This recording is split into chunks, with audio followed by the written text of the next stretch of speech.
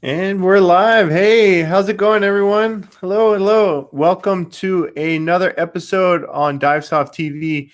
This week we are featuring the first episode of a special live series where we are going to be focusing on the book of Close Calls. I have the authors Stratus Kos, Michael Menduno, and Edoardo Pavia. They're going to be joining me today. We've got an exciting episode for you guys today, and it's going to be the first episode of this awesome series. So let's see if we can get them tuned in. Hope everyone's doing good. All right. There we go. Now we got everybody. Hello, everyone. Hello. Hi, everybody. Hello. Welcome. I'm so happy that you guys could join me from kind of all over in the world. Stratus, you're in Greece, and Edoardo, where are you at? I'm in Italy, in Genoa at the moment. In Genoa, and then Michael, you're out on the West Coast, and then we're California. Here in Tampa, Florida. Awesome. Yeah, the power of the internet. Yes. Yeah, well, yeah. So, I'm super excited about this this kickoff project where we're going to be talking about this fantastic book that you guys have kind of put together, these stories of close calls, and basically just kind of like a lot of the diverse tales of where an accident didn't happen, but it came so close to where the diver believed that there was going to be a problem. It was just kind of like, personal tales. And there's so much that we can learn, especially from so many seasoned divers. Yeah. It's true. Yeah. And so I would kind of like to kick off, if Stratus, if you could kind of lead us on to telling us kind of how did this idea for this book start? Well,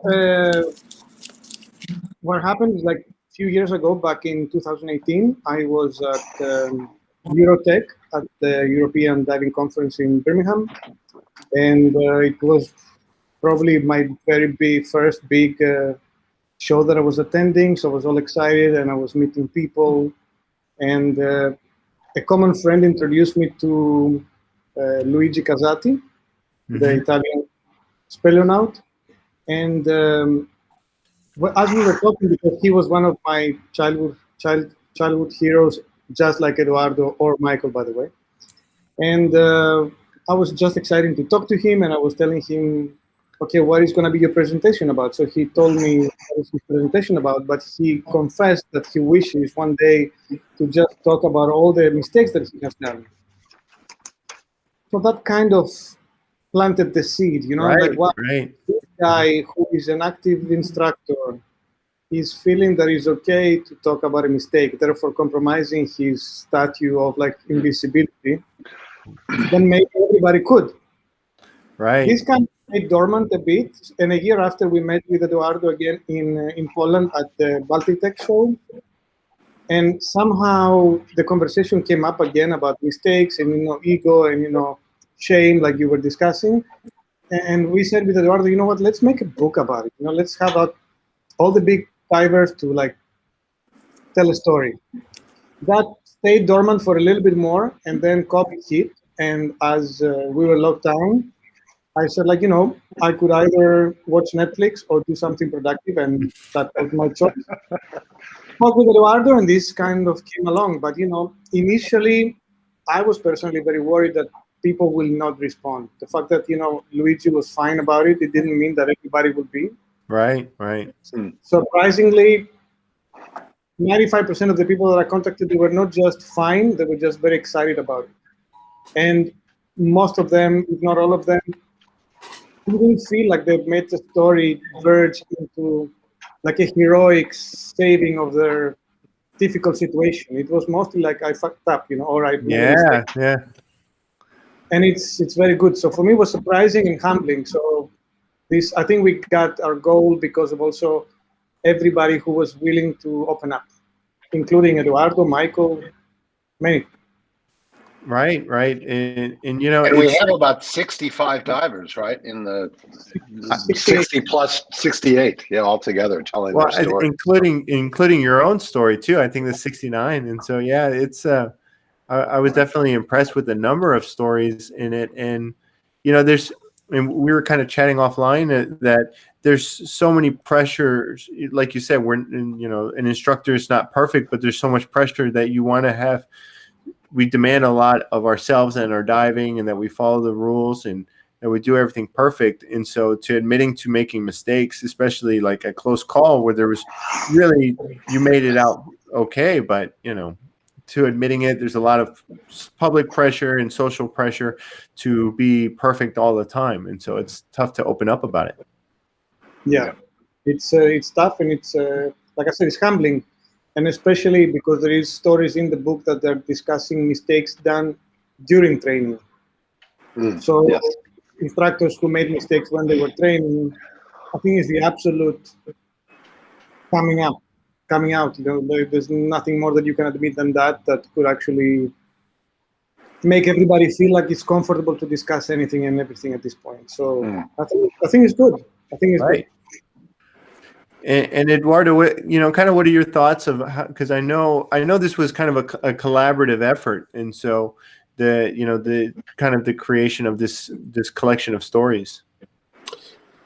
Well, Stratis is the mind behind this project, and the not only the mind but the hands and the shoulders and the legs, the and a lot knees, the more, back, and a lot The driving. nagging voice.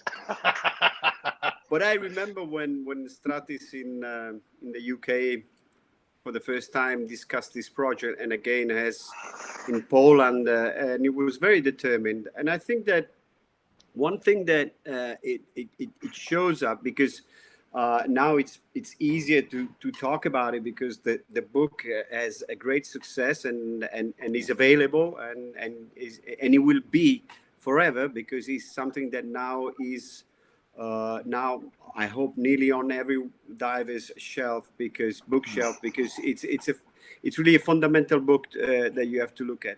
And I think that the time was good in timing as well, because we see now this just culture. You know, we start to talk about human factor. We start to Right. talk. So from every kind of level, from instructors, instructor trainers, divers, explorers, you know, anyone, start to understand the fact that we enjoy doing this, despite how aggressive is the task, the mission, but it remains a great pleasure. You know, some people don't understand how we can be happy doing this kind of stuff, but we are. And what we would like to do is that the next generation of divers will be better than our generation. Stratis is obviously much younger than me and Michael, and as you are, and you guys are the people who are going to take Right. We're the same age. You are the one that are going to work, and this kind of work are telling, you know, are putting every one of us in a sort of laid back situation. So for me, reading about great names, great divers, and thinking that they can make mistakes makes me feel like, right, if they make mistakes, I can make mistakes. Right. And what can I do to avoid this is to learn and to, you know, start to share missed accidents and even little things, you know. So I think that Stratis' book will be more and more appreciated and evaluated as we go on. So bravo. Yeah. Right. And you know, it's I completely agree with that, because it's the more you know, if you kind of take some of the tales at the kind of surface level, it's like, oh, that's kind of a, you know, oh, straightforward, you know, oh, the line, maybe you did a visual jump, maybe the line got kind of separated, you do a lost line drill, and then okay, we can find your way back. But there's so much more to it that kind of, I think, comes to the reader over time as you start thinking about it, you know. And when in a diving instance, you know, it's common to think when something goes bad, you're like, okay, I'm going to be the story that I read about, you know, even if it's a simple mistake. And it's also a 360-degree, the 3D dimensional book, because you can go from cave diving, you go to instructing open water, you go, there are really hundreds of different scenarios. And just this is the peak of the iceberg, because for all these stories, there are many others who haven't been told. But the idea is to say to people, why don't we share this knowledge, and being human, we make mistakes, and the important thing is to admit that we do make mistakes.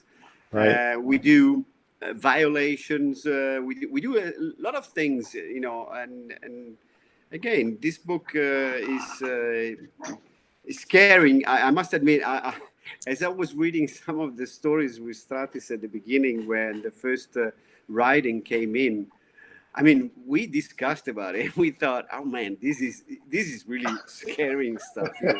I can't believe it. Because and you trying to figure out, if I was in that situation, how would it turn out? And I must admit, sometimes I still have some nightmares. And in these the type of books, again, Stratis has done a fantastic job, because you don't read it as a normal book. You can jump from one place to another, come back, and you don't remember very well that stories, or you just read it quickly, or you thought a story was not interesting enough, but you go back and you reanalyze it. And so again, is a very, very interesting book. And I must admit, Stratis had the credibility to convince many divers to share the story. Not all of them, but the majority of the people that Stratis and I have contact as positively replied. Well, let's make a time out here. I think my credibility was reinforced by the presence of Michael and Edoardo, because they were already known. I became more known, if you can say, in the diving business because of the book. I've been doing a few small things, but it was nothing really big of importance. And whenever I was speaking that, of course, I was also telling them, this person is going to be in the book, that person is going to be in the book. Phil Short was the first person to say yes. That helped everything. Right, so right. When I was saying Michael Menduno, Edoardo Pavia, Phil Short are doing it, people were basically saying yes. They were not even asking me, who are you anymore? It's like, okay, if these guys are doing it, it's probably fine. Well, and it's a lot of it's where they see what's happening. They see people that are kind of tagging onto it too, and they're like, okay, well, it's people sharing their stories, and it's so good to see in the community we're willing to open up and start discussing about all about the diving days where we learned a big lesson. That's the humble moments, like Ed Sorensen and I talk about this quite often. It's the days that test you. Yeah. And for us was critical that the story, no matter how, we wouldn't be the judges of the story, because maybe a lost line for me is not pleasant, but it's not the end of the world, let's say. I don't want to sound... Your perspective's different now than it was then, I'm sure. But a lost line for a new cave diver that he's maybe even very, very, very experienced as a wreck diver or open water diver or anything like that is a different story. So for us, the fundamental issue is that the diver in that moment thought he was in very serious trouble or that he would die. So it had to be a really close call, not just like a discomforting situation. Yeah. And, right. and a few divers said, I have tons of stories, but I was never really feeling that this was it. So these stories were not included because they didn't have the background from the same diver that this was like a very, very trademark moment in their diving career. Right. And, and in a minute, and kind of as we kind of move forward in this discussion as this opener, I'd like for you guys to share your stories and kind of it's interesting if we're able to kind of discuss them a little bit, because we can make comments and we can kind of see well, at this moment I felt this, stuff versus when it being written and whatnot. And so I think that's a really interesting aspect that we can get into with this video series, especially since we have kind of time to discuss, Yeah. Okay. And Michael, I would love to, reading the foreword, I think was a really nice part on the opening of the book. Would you care to talk about it? Sure, yeah. So I got involved in this when Stratis called me and told me about his project, and it immediately resonated with me. It really seems to me in some ways that the whole of technical diving, our quest has been to improve diving safety, right? Mm-hmm. To be able to do these dives and come back to tell the tale. And yes, and actually even if you define technical diving really as the beginnings of the use of mixed gas technology, Mm-hmm. we moved into mixed gas technology to improve diving safety. As people were diving deeper and longer, air was just not a viable Alternative technology to use for these diving. And so then as I started to look at it, it was really interesting that we've had these waves of fatalities. It's come in waves as new technologies were deployed. So in the 1970s, when cave diving really got going, and I really view them as the predecessors of today's tech divers, but with backplates and wings and primitive scooters, there was a huge spike in fatalities, which was frightening in places around the world. In response to that, Sheck Exley, famed explorer Sheck Exley, delved into accident analysis and started looking at these fatalities and what happened, and came up with his, set of rules, 10 guidelines to survive the dive. And probably most people remember Blueprint for Survival, very important. Right. And then in the night, and that sort of straightened it out. The cave diving agencies, the NSS, CDS, and others, CMOS, formed and started creating guidelines, and safety improved. Then in the late 80s and 90s, we started using mixed gas technology. Unlike the military, who developed it first, and commercial divers who adapted it. All of those groups had money and centralized control and all this, and the sport diving community, we're just do it yourself, on our own. There were no training agencies in the early days. There was no training. You just learned to do it. And so there was a very large spike of accidents in the early days. Most of them, or the majority, around gas, either deep air diving, where you shouldn't be deep air diving, breathing the wrong mix at depth, really killed a lot of people. And it took us a while as a community to get our act together through having gas analysis and labeling. That was big. Good gas switch procedures, so you're not switching to your oxygen at 50 meters, that sort of thing. And then, of course, training. The training agencies came. So as a result, and then my magazine Aquacore, we started reporting on these incidents again, trying to create awareness. So, and at the time there was still a lot of shame and blame.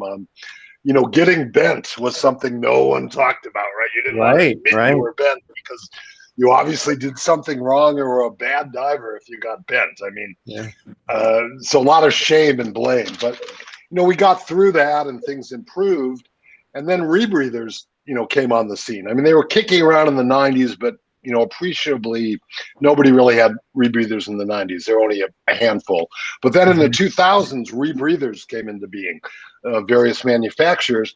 And then again, we saw this huge spike in accidents. I think from 1998 to 2010, when we had 2011, when we had the rebreather form, there were like more than 200 divers died globally from rebreathers. Wow. Dr. Andrew Falk from Australia gave a presentation at Rebreather Forum 2.0, which was held in Florida, and he called it Killing Them Softly. He did this big analysis of dive accidents and found that you were 10 times as likely to die on a rebreather as you were on open circuit scuba. So it was a scary statistic. And so that was that next wave. Interestingly, around that time, Gareth Locke came on the scene. A lot of our viewers will know Gareth with Human Factors, and he was a Royal Air Force officer and navigator, and he brought this rich body of knowledge on human factors and safety culture from aviation to the diving industry. That was his focus, and And so that has really made a difference. So now I think, rebreather safety has improved quite a lot, though we haven't done another study. I mean, obviously the number of rebreather units has expanded greatly over the last decade, whereas the fatalities are staying about the same. They average about 18 to 20 a year globally. So therefore the incident rate's going down. If there's more of them and there's fatalities staying the same. And a lot of that is due to human factors. The Rebreather Training Council getting involved in checklists and all the things that, it's not the rebreather that kills people. It's the diver in the rebreather. The diver making unfortunately. mistakes. Right. So anyway, so when Stratus called me on this, it just resonated. Close calls, are really important. And let me say it differently. We're now in an era where fatality reporting is gone away. Right, when there's an accident, everything gets shut up. Gone through Nobody talks shift, for fear of legal reprisals. So we're left as a community without any information. What happened? How can we learn from this? So the Close Calls book really just hit a need that was in the community. And in some ways, reporting on close calls is even more important than reporting on fatalities because they're more frequent in the first place, right? Yeah. And you can actually then talk to the diver and get into what happened, how they perceive this, and what led them down this path to a close call. So, I think that really helps. And then just the addressing blame and shame. It's, as you all know, it still exists out there. I know in my incident in the book, I did, fucked up, basically, made some mistakes, survived it. And I got dinged actually by an instructor in an agency for doing that. It's like, kind of shamed or blamed. So I think this book really goes a long way in moving the ball forward for diving safety. So really been happy to be a part of it. Yeah. Well, great words on that, kind of illustrating the history of the change. And, a lot of the focus, what we always hear about, at least with diving, because it's so equipment intensive, is that the equipment's faulty and it's basically a diver's fight for survival. But what's interesting is the shift of the culture.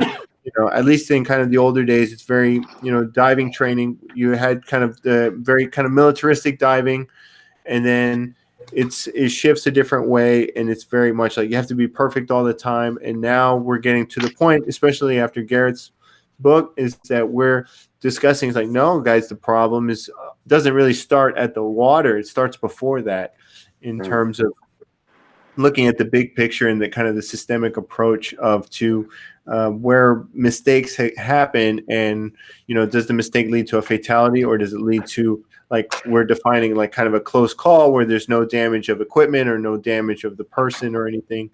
And I think ththose can provide much bigger lessons because the diver can kind of give a more accurate reporting and whatnot, and there's a lot to be learned from them. I know at NASA, we close calls was an important kind of category of accidents and mistakes made, because there were close call was defined as there was no damage of property and there were no missed days of work. And so, but those provided great lessons and great case studies for mistakes and how to prevent them in the future.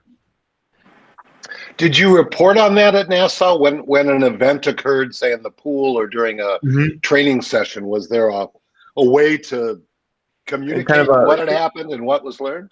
A lot of it was very internalized within.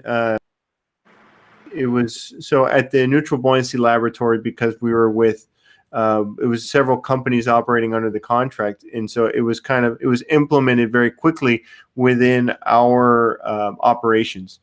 And so, you would have an incident where say maybe a crane was like too close to the edge of the pool, and it hits the edge of the pool. Now it doesn't cause any damage, but where was the break in the link? Was it the operator, or was it farther upstream on that? And then change was implemented through, say, training protocols or checklists in utilizing the equipment. We had to use checklists in order to operate an elevator.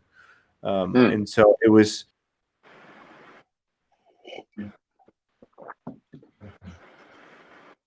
Do we lose Joe? Joe, come back.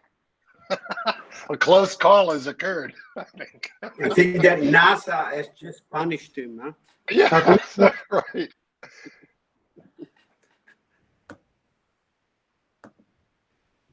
Joe, there you are. Oop. All right, I'm back. Oh, good. That crane got too close to the pool and plunged in and looked. It did, yeah. No, but we basically we try. The safety management was to kind of reduce the human element as much as possible because the human element gets tired, it gets lazy, gets complacent, gets distracted, and so it's like. That's where the mistakes are made, especially now equipment is getting more and more reliable over time. I know now just from working there, whenever I see a handrail and going on stairs, I'm always on it, because and it's just so funny because at first we would always kind of, as new employees or new divers there, we would kind of make fun of it. We're like, oh, this is kind of silly, start safe, stay safe was the motto there. And then now I use it in everything I do. It's and it gets integrated very quickly. I don't think it hurts, and I don't think it's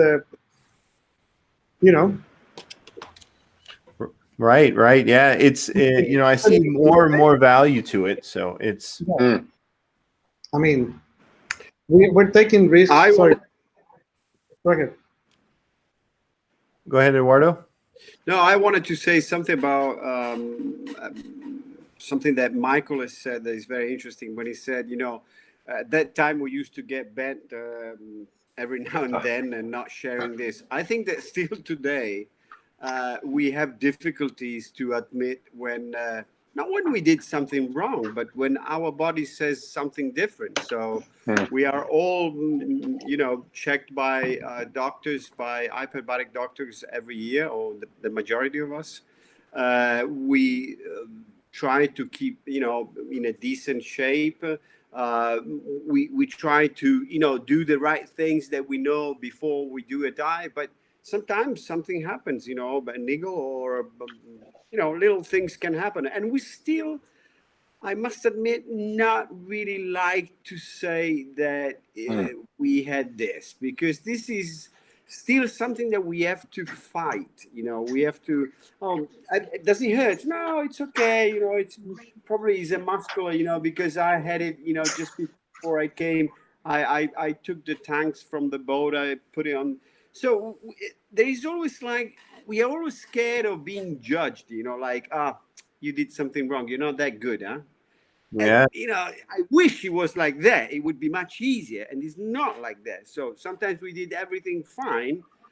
And we need to collect more data about, things that can happen. So in one way, the work that Stratis has done and Gareth has done, and many others will do is just to open up this motorway where we have to put all the information. Technology will help us. Programs like this ones will diffuse more and more the culture. We are talking about it, all over the world. This pandemic has told us how to use this technology to share with people all around the world information. So it's like a hammer, it's hammering all the time. You're forced into it. And another things that I would like to say is that, when we do mistakes or we do violation, etc., and unfortunately it's not a close call, but it gets something a bit more serious, we have the tendency to always say, he did something silly, he's stupid, he had to know it, and we give this up because we don't want this thing, we want to move it away. And if you ask yourself, you think, well, that day that I had that close call, did I left home in the morning thinking that I was going to seriously have something that would put me in trouble? The answer is no, obviously. Right. No. So we are all in the same, cloud, puffly cloud, joining our mates. We have been waiting the whole season to dive that wreck. We have been traveling to get to those caves. We all, wow, now is the moment. So we are all set, ready, and sometimes things don't really go like they should. So we should try to understand which are the weapons that we can deploy to recognize, to prevent, to sort of avoid this kind of situation. And one of probably of the best is the just culture. Just talk about it. And so Stratis, Right. again, grazie, efkaristo πολύ for your fantastic job. And Divesoft is willing to share this knowledge with all of us. That's very nice. That's very nice. Oh, I mean, we're excited to be able to kind of collaborate and use this platform. It's a storytelling platform and telling stories. And so here with this discussion, we can really kind of dive in, and we can discuss how accidents and perceptions of accidents have just changed, how they've changed over time, and we can really take the long form discussion and really dive into the details of our particular close calls, and so and how we react, and it really personifies how simple these things can happen, because a lot of the dive instructors and influencers and divers, they get put on a pedestal that they're like, oh, I've only seen you in pictures and videos, and it's like, no, it's we put the fins on one fin at a time, just like everyone else. And so it's mistakes are easy to make, especially when you get complacent, when you're diving the same cave every time, or especially like when you've done a very high level diving, and then you go to another level where it's not as demanding. You think you can kind of get away with certain things a little bit more. You can push that envelope a little bit further, and if those stories kind of trickle down to divers that are getting into the sport and kind of early technical divers, they can kind of learn through other stories, which is important. Right. Totally. There's I've got something. Sorry, Stratis, go ahead. Oh, go ahead. You have a thought. Go with it. No, I just wanted to tell something that happened just yesterday, which is very interesting. Oh, So good. something really fresh. But it makes you think about it, because I'm running a Module 3 Rebreather course at the moment, and we had last dive on a 80 meters dive, 80 meters deep wreck, and one of the students is a Module 1 instructor, and he knows this wreck very well. I've done this wreck several times. We had a permanent line from the wreck to 6 meters, not to the surface, but to 6 meters. The condition of the sea was decent, dropping from a beginning of the week that was not so good, but now getting better and better. Visibility was very good, but we started to dive, and we saw on a distance a trawler that was trawling on the bottom of the sea. And I felt like, the trawler never brings good things. Again, we had to do things. So we started to go down the line, and we arrived to Sorry? What is a trawler? Oh, a trawler is the fishing boat that drags on the bottom of the sea, the nets, etc. So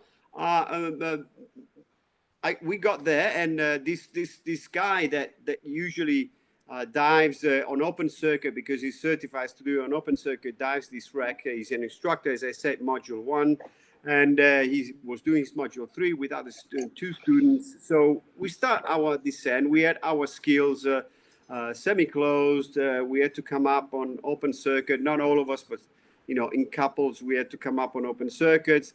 And so we saw this wreck very well. And this brings me to the story that was written on the Close Call book, my story on that book. Right. I was just saying, this is just like it.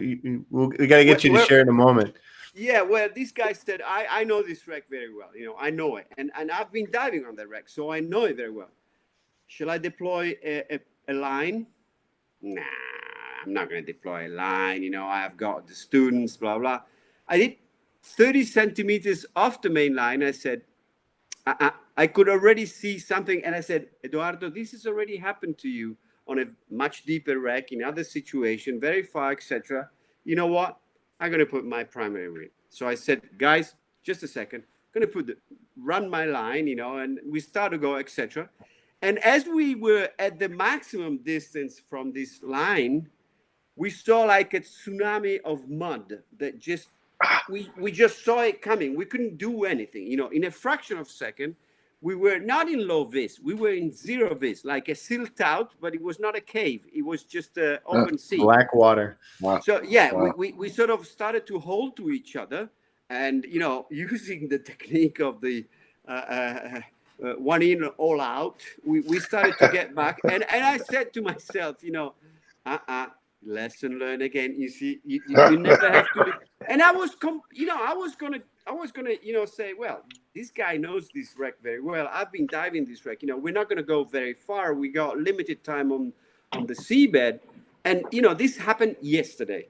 So not many years ago. And just to give you an example, every time I feel this little voice is telling me something, I said, as Stratis was saying, does it hurt? No. Is it good? Yes. Does it make me feel much better? Yes.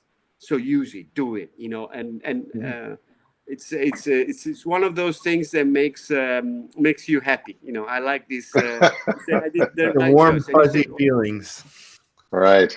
It's true, and it's often doesn't make you look as superhero-y as your students want, but I don't care.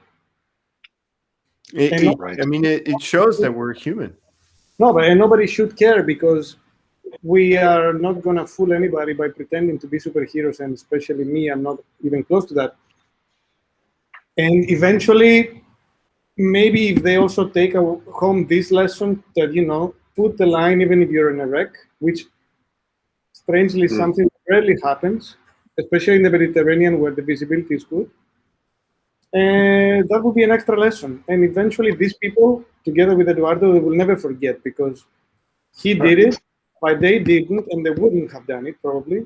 Right. But when they saw the tsunami coming, they said, thank God Edoardo was there. And from now on, they will probably do it. And they're going to remember. The hard way, not that bad, but still. And this is great. Thank you for sharing, Edoardo. That's a good one, Edoardo. Thanks.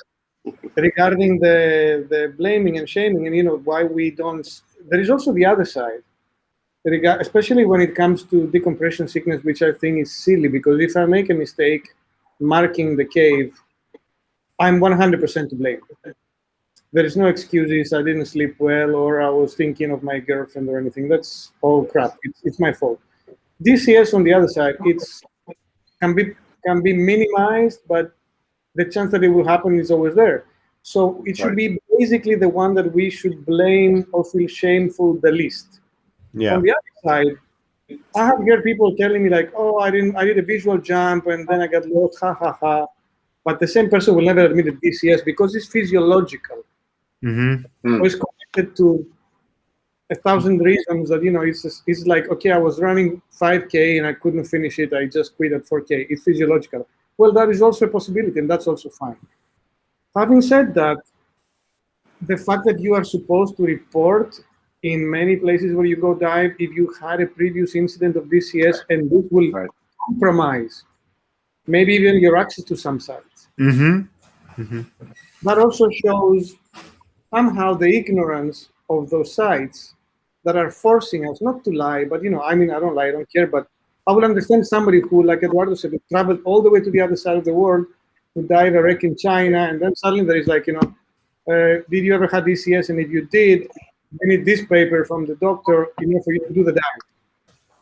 He's gonna lie. Right. It doesn't encourage it, a discussion and honesty. It encourages you to just be like, oh no, nothing happened. That's the way it is. I had my first DCS incident last summer. It was, according to Dan, it was my fault. So therefore, it's my fault. End of story.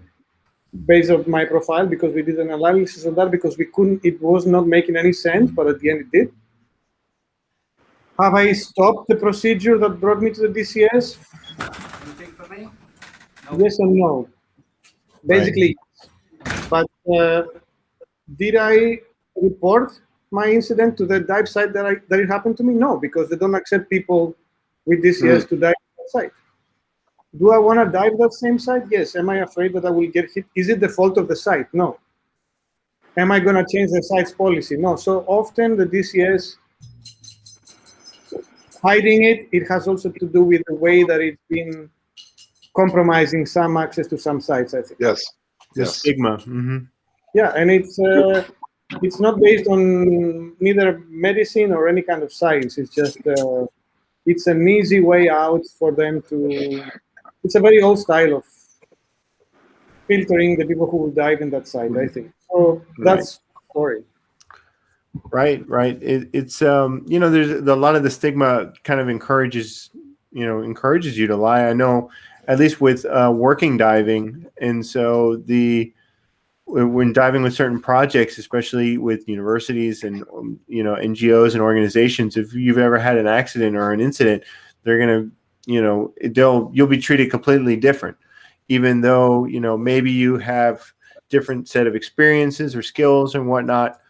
And so it's a bad stigma that's kind of based on, that's not really based on anything. It's just based on like, well, you could be a problem, potentially. So I think it has to do with the fact that it's physiological. I think at some point in one of our mega events, maybe we need to convince some of the very respectable scientists that work in medicine, and there is so many of them, thank God, that are part of our community, but they can actually discuss deeply the fact of how it's not connected neither to the physiological condition of the element who gets DCS per se, or to the momentary physiological condition. I mean, Of course, I'm not talking about dehydration and stuff like that, but things happen. Things happen. I think Steve Bogart's example, his story is very much a good example of just how the body changes and how things can happen, and we really can't put like this is why this happened.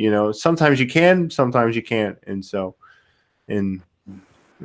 but. But something so the next kind of thing I'd like to get into, Eduardo, you kind of started teasing about your story.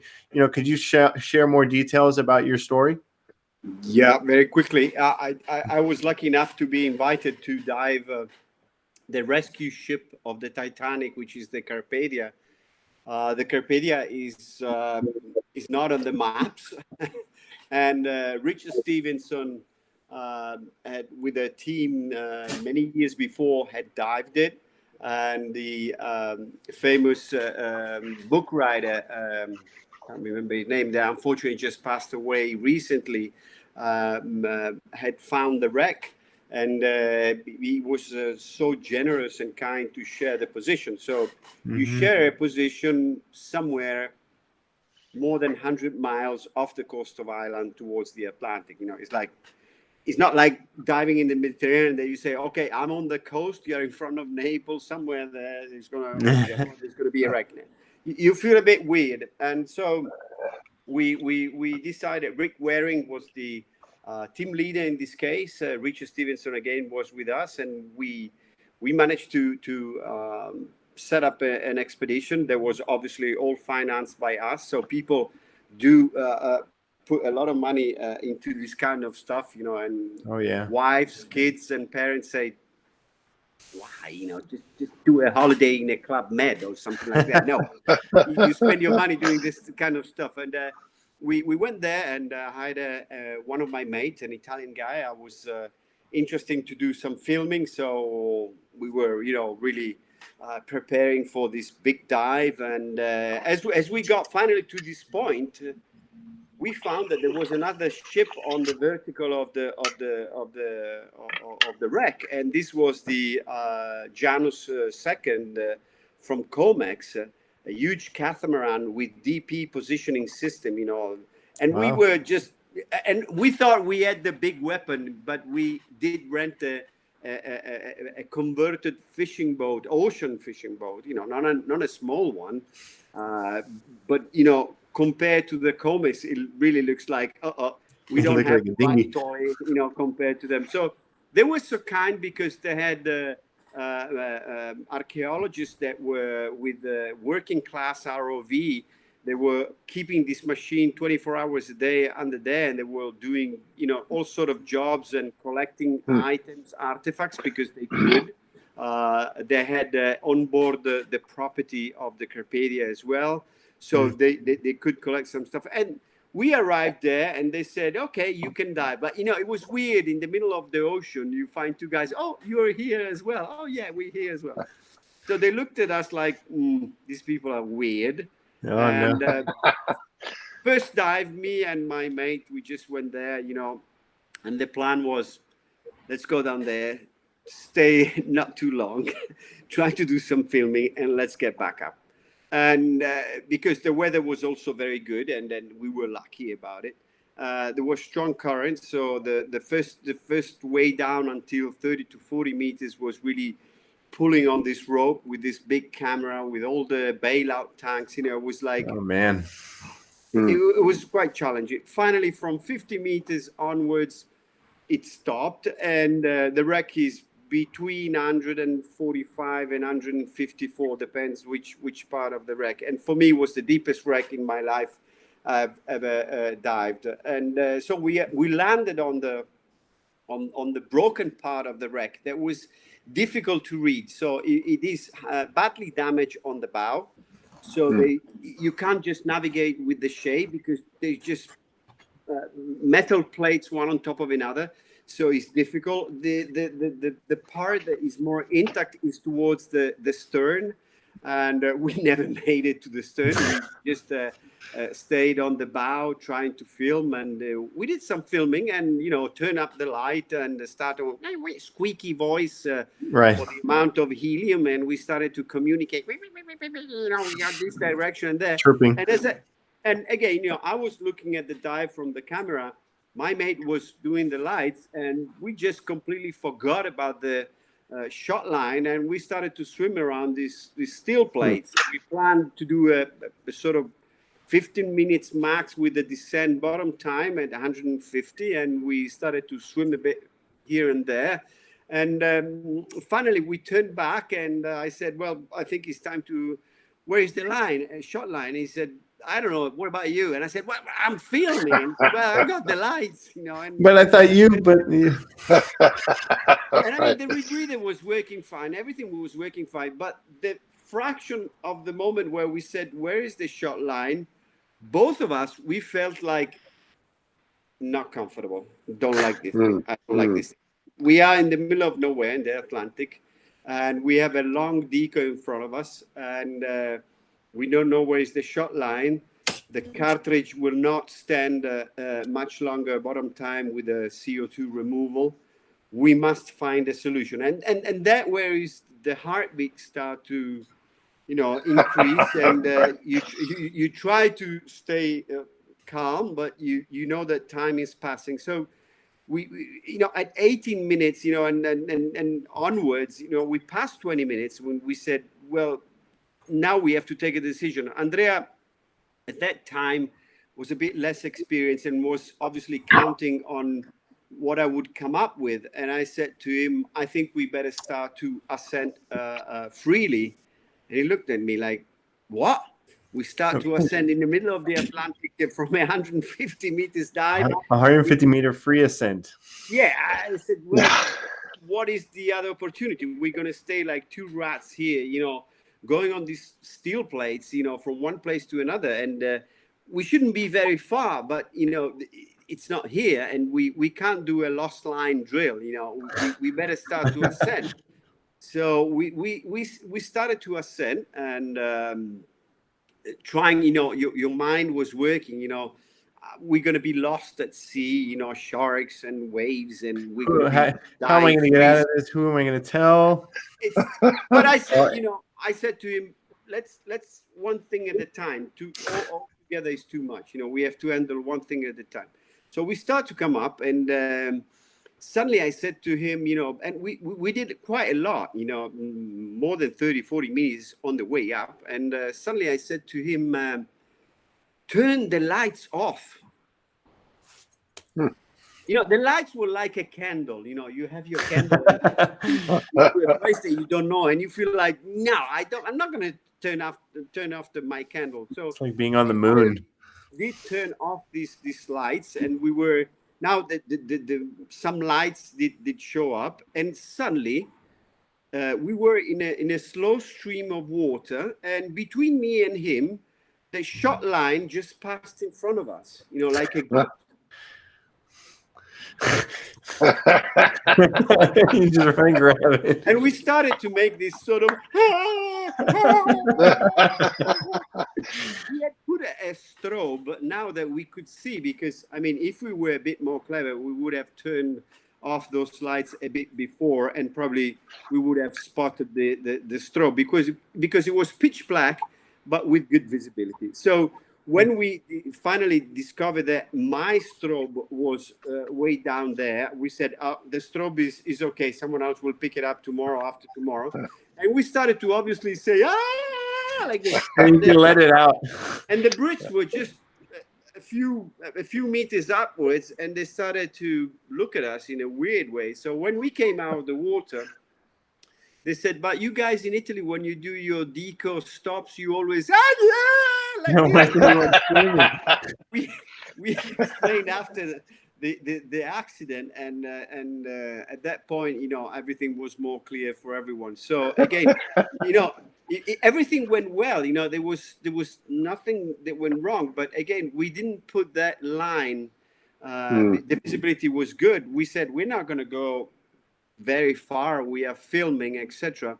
And by the way, I should add that to tell you how my brain was working fine, I turned on my camera on filming on the way down. When I got to the bottom, I pressed the button again and I turned it off, and I started to film all the time like that. Mm-hmm. And when I came up, I just discovered that I didn't film anything at all, because I didn't push the button off.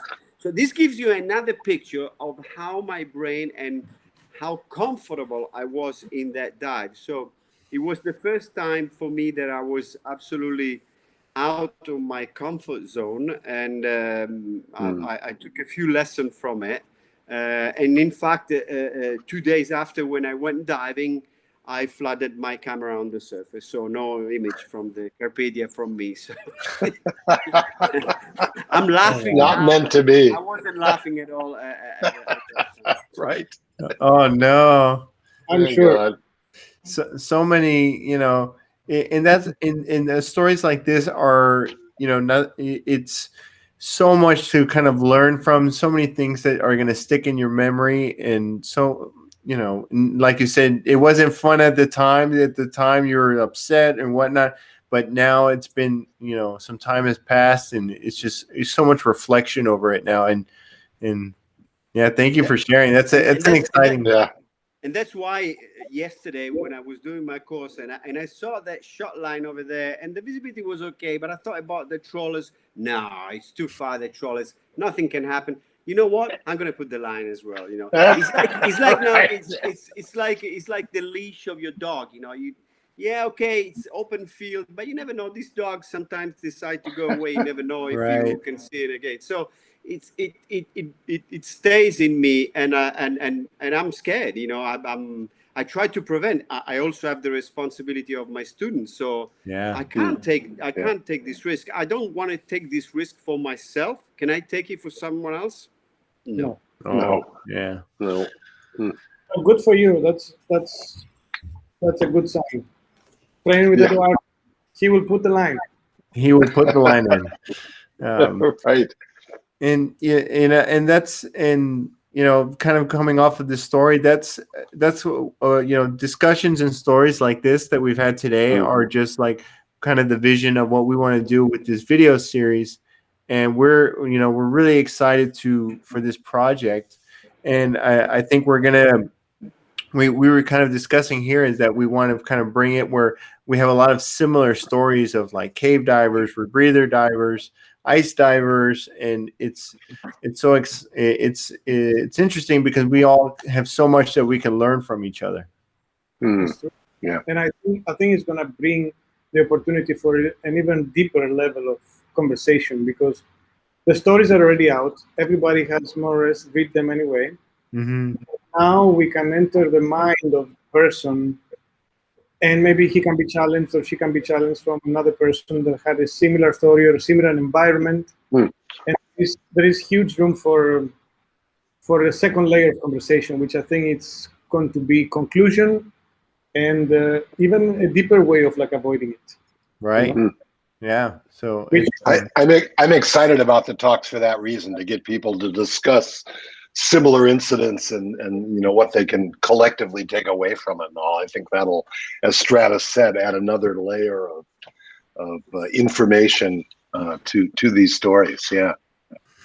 Yeah, exactly. It's we can kind of dive in a little bit more, and so in sharing these stories and seeing them, at this better level. So, and we're going to be planning on doing these about once a month. We'll have them live, and then we'll, obviously definitely be saving them to our library, and so that we can always come back and take some more looks at them.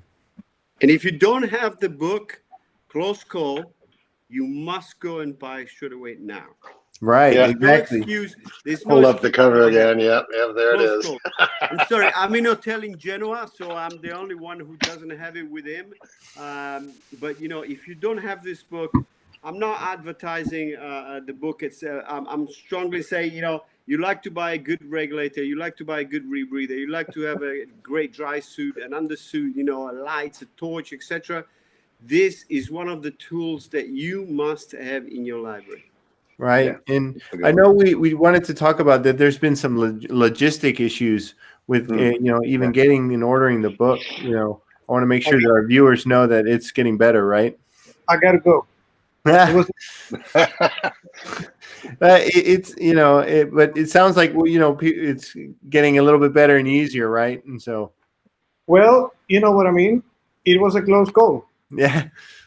I mean, I think it's been kind of an interesting year and a half. So, and I think something happened, or things got a little bit busier. I'm willing to disclose everything because I think it's important. I think it's respectful also for the people that, and again, together with the humbleness of the people who wrote the stories in the book, tremendous humbleness also in people who bought the book as far back as September and started gently reminding me about never receiving the book in the middle of March, hoping that they wouldn't bother me too much. And I was like, right. So the truth is that even though I've been in printing and magazine distributing a lot, it is a completely different story when it comes to a book. And the reason why is because actually having printed a magazine for 11 years, I saw a lot of waste. So basically, we print the traditional way. We will print so many copies. There will be an estimate of how much the previous issue would sell. You will print a little bit more and distribute based on that. Also, each market will order for you. And let's say Italy will order you 500 copies. Germany will order you 1,000 copies. And at the end, you will know that you have to order to the printer so many copies that they're already pre-sold. With the book, we don't have that. And because I saw a lot of waste of all the magazines who, from estimation to actual sales, imagine that the average selling of a magazine today, if a magazine sells 40% of the magazines that is printed and distributed, it's a success. 30 to 40 is the average. 40 is a very high average. Wow. So it means that 60% is almost guaranteed destroyed. Also, the European Union, at the time at least, was not allowing for the distributor to send back to the publisher all the unsold magazines. We were trying at the time to get all the unsold magazines, distribute them for free in universities, or maybe a year after, so that it wouldn't be a bad competition to the people who bought it. That was not allowed. So therefore, the magazines that were not sold, they were destroyed. Wow. Trying to avoid that and also trying to make a book that is as green as possible, we decided to do also with the help of Gareth. He was very helpful in finding me the source where to do it. We did basically a print on demand. So it means that you order your book. The moment you order your book, I send the order to the printer. They print one book, they fold it, and they send it to you. This takes time. It makes the cost of the book much higher. That's why the book is also so expensive, because it's printed on demand. Wow. The issue that we faced, it was with a very, very known courier company. There's no point to mention the name right now. And also, I don't want to go to legal trouble for no reason, even though I have all the proof. It was not only not distributing the book properly, it was basically, we were sending the book from the UK originally, because my company is based there. So it will go to Belgium. They will try one time to go to the house of somebody who bought the book, with not calling before nothing. They wouldn't find them. They wouldn't leave a note. They will send me a message that they couldn't find him. Then I will have to get that information, pass it to the buyer. Who, you imagine, if somebody is at home, how many people were at home? Nobody was at home. People go to work. So basically, over 1,000 books, let's say 800 people had to be contacted from me. Then these people, even though they didn't need to, because they bought the book, they should expect it to be delivered. They actually 99% of the people contact the local courier company, who told them, you have to come and pick it up in our office, because we do only one trial to bring you the book. Wow, so it's been crazy logistics. I know, and if you live in a main city, it's fine, but imagine that sometimes the central office of this company was in Germany, and people in Belgium were supposed to drive to Germany to pick up a book. Right. It gets worse. If these people, which is totally normal, they will actually either buy another book, which is probably cheaper than the gasoline to drive 400 kilometers. Wow. Or just be too upset to do it and just let it be there. The company was returning it to England, to my office, which is not a physical office where I have, but is our office of distributing the book. And it will charge me £45 for each returned book. That means a book that cost 25 euros to make, plus shipping, and was giving us at the time a profit of 6.5 euros, let's say, was costing me 50 euros at the end. Oh. This happened over hundreds of books. Wow, that's horrible. But yeah, if you want to hire me for like marketing or financial advice, don't call me. Yeah. Stratis, are you trying to convince people to not write their own book about it? Yeah. Don't do it. You always have to. I don't want to, be but if I can help, Stratis has provided me with quite a lot of copies, so we can help at least the people in Italy, or let's say Switzerland, France. Unfortunately, with the UK, I've sent a few books in the UK, but with the Brexit, it's a bit more complicated and more expensive. Yeah. For Right. people. There's so many things going on that are making so But many. in Europe, I will help Stratis if he needs to send some books. We are all sorted now because we managed finally, through mistakes, to find out the right path. But this didn't stop there, because then the printers, they saw that we were selling well. So they said you cannot use the normal paper quality anymore because of too much ink coverage. That means that you have pictures that are too deep in color, and pictures in caves, etc. They're deep in color. After 1,000 books, for example, they decided that paper was not suitable anymore, and you have to upgrade to premium. When I asked them what it means, premium, they said, okay, there is a price change. I'm like, what does it mean? So from £18 per book, only printing costs, not binding, not nothing, it was going to £35. So double exactly the cost of printing.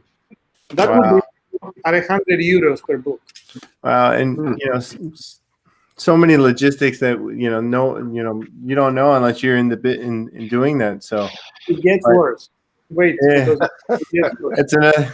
Then when I told them that okay, good, all the orders that are already in and they're already paid, please print them and ship them because they've already been paid. I cannot charge double after people already paid for it. They said no. They canceled all the orders from that second on when I didn't accept the new paper. And when I asked them for a list of the books that were not sent, they said that they cannot provide a list of that. So I was basically waiting for people to complain I never received the book to find out who didn't receive the book. Remember also that I'm not a publishing company. I'm a diver. I'm a photographer. Right. I mean, Right. yeah, we're So, we're it's definitely. amazing. But right there when I remember it was 3 in the morning, and I was like thinking, okay, that's it. I'm just gonna put it online, and it's gonna be sad, but it's what it is because I cannot go crazy. I was actually losing my sleep over that. Yeah. And then I spoke to a friend of mine who we were printing the magazine the previous years, and I thought, okay, it was an expensive, good quality printer. I'm like, what can we do?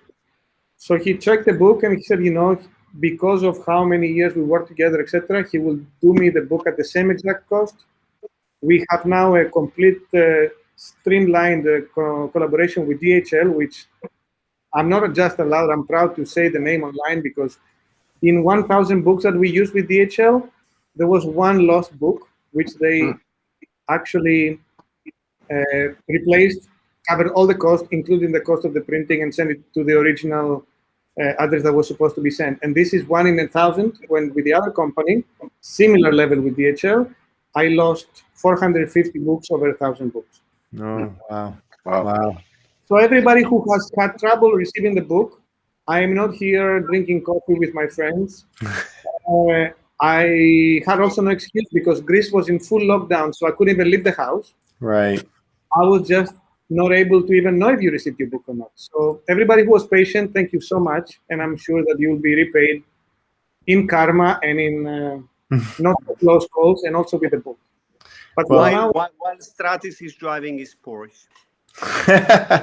All right. Fame and fortune. That's why we're all doing this. And so Right.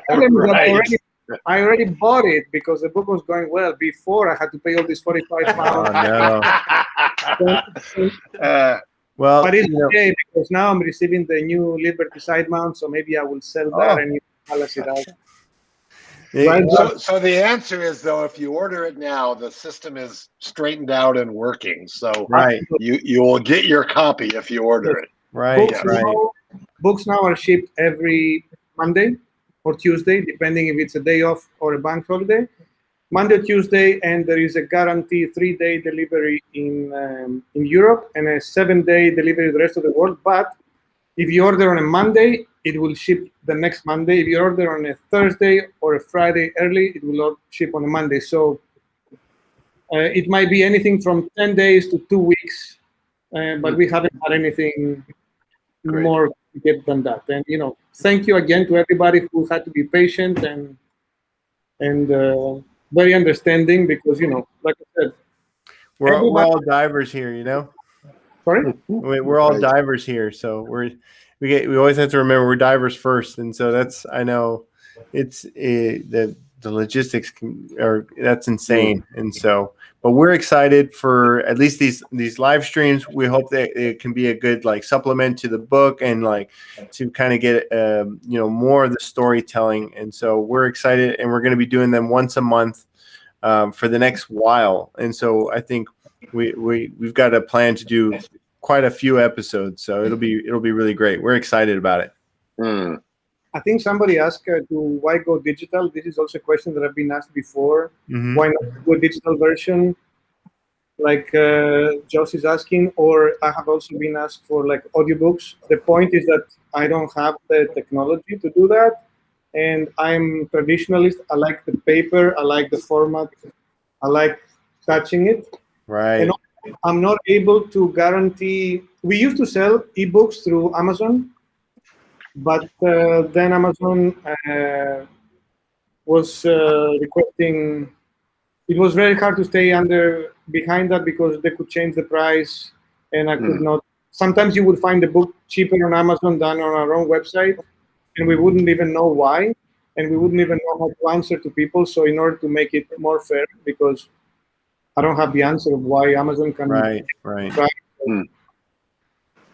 So no audiobook and no ebook also.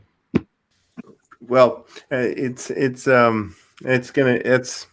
imagine it's been an adventure on that, and so it's great that it's getting better and it's getting more streamlined, and so thanks. We're excited again for this collaboration, and I think it's going to be really great. So. Yes, thank you. I'm so thankful and excited, and I'm thankful to all the three of you for a bunch of different reasons. And Thank you, Stratus. Yeah. Right. And thank you to everyone that tuned in today and watched. Be sure to keep a close eye on our Thursday Divesoft TV episodes. And we've got a lot of exciting projects coming up in the pipeline. So I just wanted to add one thing. Mhm. These guys from Divesoft are not bad at all. Huh? They could really do a good job. They are great. Yes. Yay, Divesoft. You guys are wonderful. I'm just here talking about diving. You can't make it any easier for me. Thank you. All right, guys. Well, thanks again, and thank you everyone that tuned in. Be sure to like and share this video, and we'll see you guys all next week. Absolutely. Have a nice summer, everybody. Be safe. Bye, Thank you, everyone. Bye-bye. Bye. Bye-bye.